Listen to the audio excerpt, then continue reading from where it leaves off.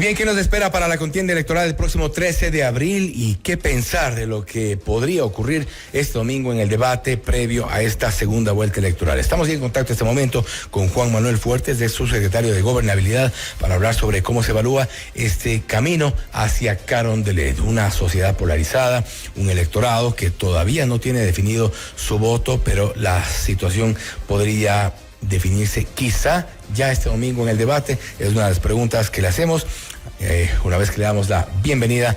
Juan Manuel, gracias por estar con nosotros. Bienvenido. Fausto, Martín, a la audiencia, mi saludo respetuoso. Yo en lo personal no genero mucha expectativa respecto de qué es lo que puede mover el debate de este domingo, por algunas razones. La primera, que si observamos lo que ha acontecido en las dos últimas elecciones presidenciales, es innegable que el debate no ha generado una ruptura sustancial en el tablero. Lo que sí ha permitido es que algunas figuras que en el marco de esa gran cantidad de candidatos antes de ese evento no habían emergido, a propósito de ese espacio tengan la posibilidad de presentarse ante el país, que los electores descubran candidatos que no estaban en el radar. Pero en general, que esto llegue a producir una conmoción sustancial, realmente no ha ocurrido. Por otro lado, no es precisamente la propuesta lo que termina diferenciando, generando más simpatías o algo por el estilo, porque recordemos lo que acontece en la primera vuelta electoral. Allí hay una candidata que aparece intempestivamente ante los ojos de una parte del electorado y que, de acuerdo a lo que señalaron las encuestas, tiene un crecimiento importante, la señorita Andrea González.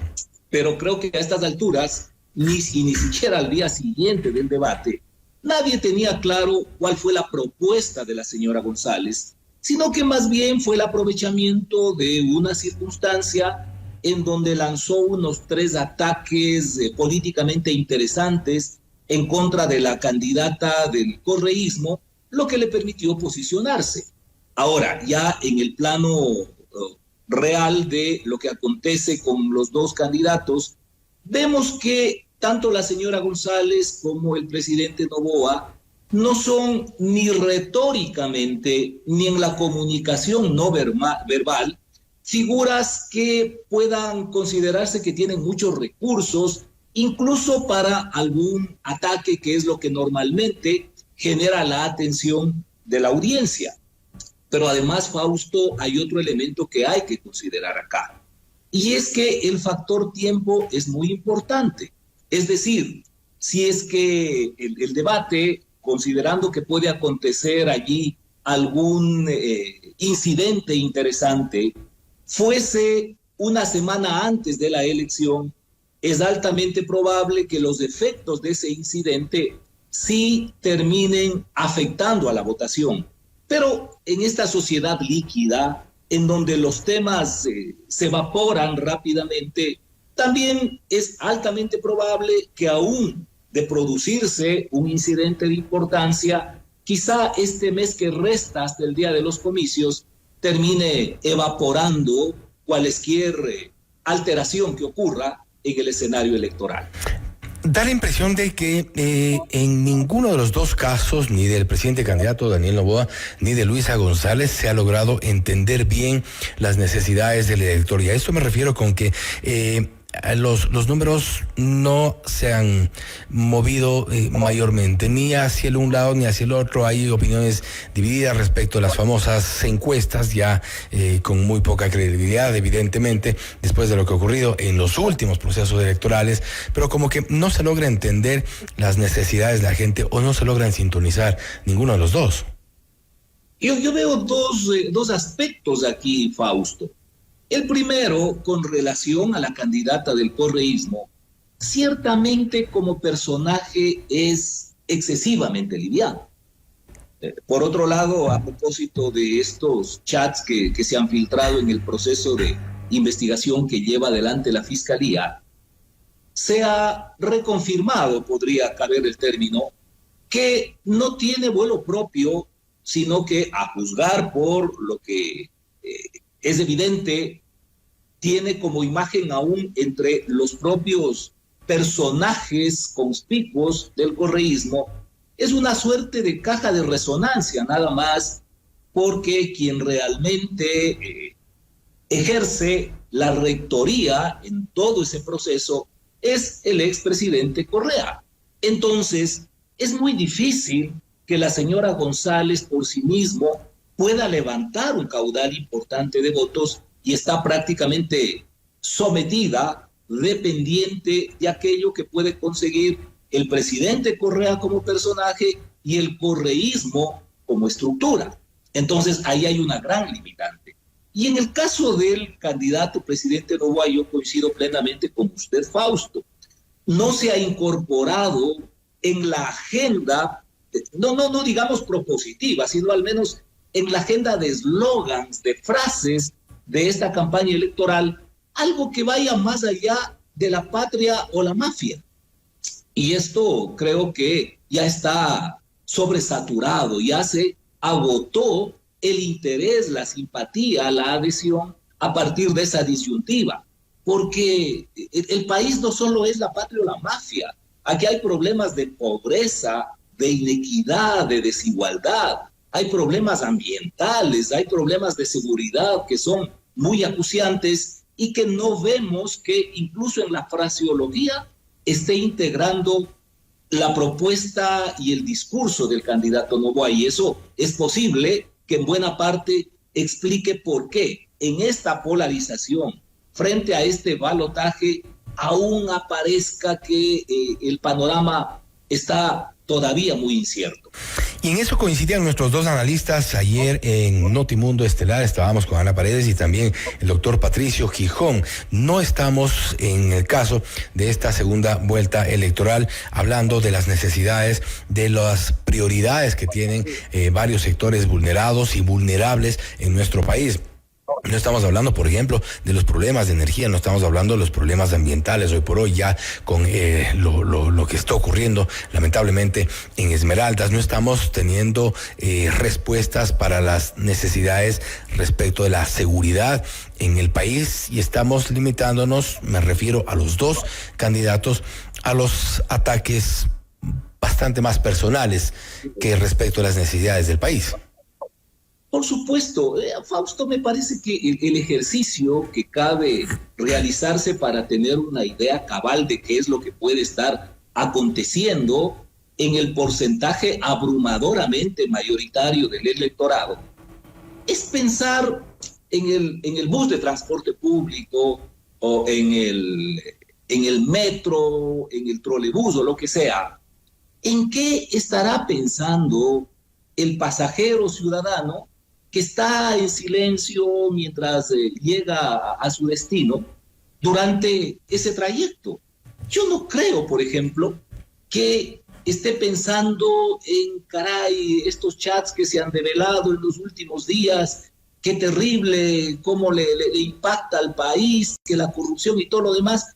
Mire, eso lo consumimos quienes estamos involucrados en el debate político, pero para el ciudadano mayoritario del país, esos no son los problemas que le generan preocupación, que le quitan el sueño, y sobre ese particular, sobre todo en el caso del candidato Noboa, me parece que hay una gran orfandad de percepción y de articulación en la agenda, en el discurso, de propuestas que sintonicen con eso que va mucho más allá de la temática que es materia de preocupación de los políticos. Ahora, hay que reconocer, Fausto, que el correísmo sí tiene, por un lado, una estrategia y por otra, una estructura que le permite, en lo que se llama ahora territorio, es decir, en el contacto directo con el ciudadano,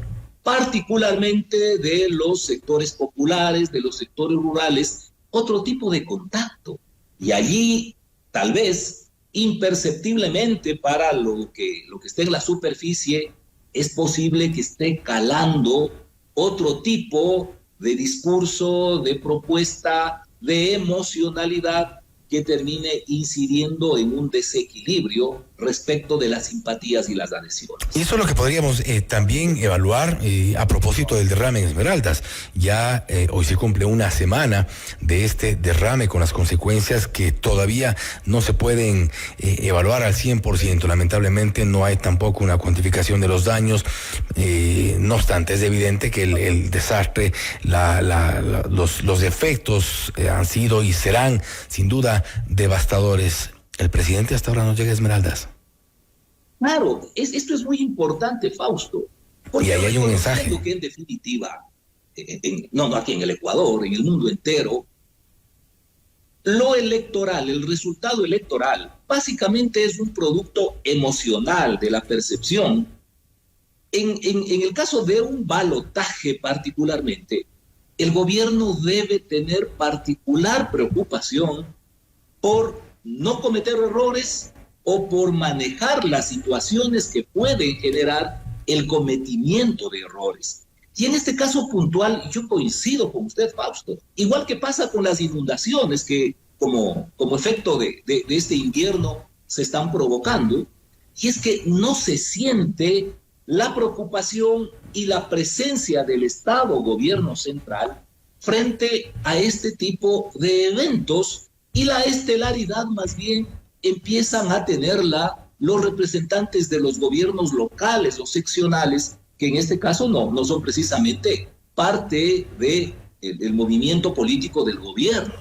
Allí es probable que las cosas puedan definirse por ese mal manejo de situaciones que le sobrevienen, e incluso el recurrir a esta vieja confiable y conocida del sabotaje, es posible que más bien le genere réditos en contra, porque si del otro lado le empiezan a exigir precisiones, evidencias, pruebas de ese sabotaje, tal vez va a encontrarse con mentiras. Ahora, claro está, Fausto, el tema, por ejemplo, de asuntos como la corrupción, resulta muy funcional en la psicología social, es decir, hay una tendencia a justificar o a minimizar el error o la corrupción dependiendo de si es mi amigo.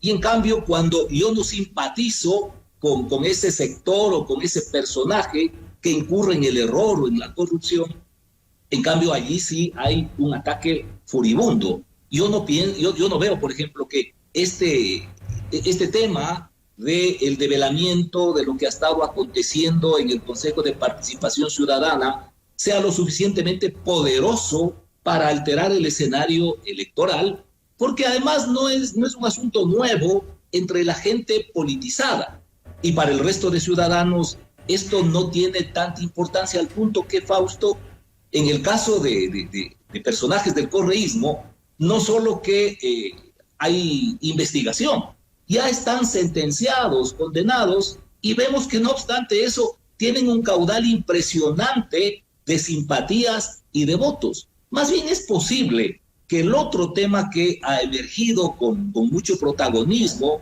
en estos días, que tiene que ver con la discusión de la dolarización y ese disparate, al menos discursivo, de dos asambleístas del correísmo, eso sí tenga otro tipo de impacto en algunos sectores que aún no han definido su voto, porque el tema de la dolarización sí es muy sensible para la generalidad de ecuatorianos. Y con esto cierro, Juan Manuel, es importante porque debería ser una fiesta electoral, una fiesta cívica, el llegar a una segunda vuelta electoral, el llegar a un proceso en el cual los ciudadanos, con entusiasmo, con algo de esperanza, tenemos que tomar una decisión respecto al rumbo que tome nuestro país. Pero alguien decía por allí, estamos lamentablemente condenados a las urnas.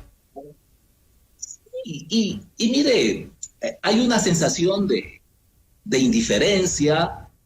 No se siente la campaña electoral, y esto en gran parte, Fausto, tiene que ver con los cambios que hemos tenido en el mundo entero en materia de tecnología y de comunicación, que prácticamente han conducido las campañas electorales a que estén circunscritas en el ámbito del aire, de las redes sociales, en el que la participación porcentualmente de las personas, más allá de que exista la posibilidad de comentar, es reducida.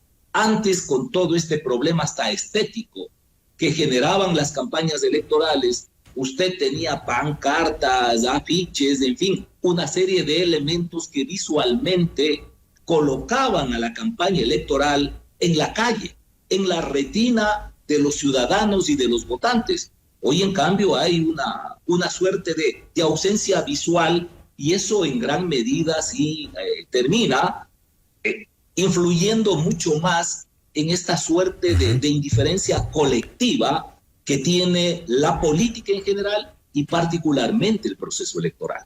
Veamos qué ocurre entonces ya con el debate este domingo y posteriormente el 13 de abril, que tomemos la mejor decisión. Ojalá que así sea. Juan Manuel, nuevamente gracias por su tiempo, gracias por haber estado con nosotros.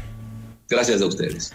Juan Manuel Fuertes, ex subsecretario de Gobernabilidad, hablando sobre la contienda hacia Carondelet. ¿Qué nos espera del debate? ¿Qué nos espera del próximo 13 de abril? Apatía es parte de lo que se siente y también, evidentemente, una falta de propuestas de las dos opciones. Esto es Notimundo al Día, siempre bien informados.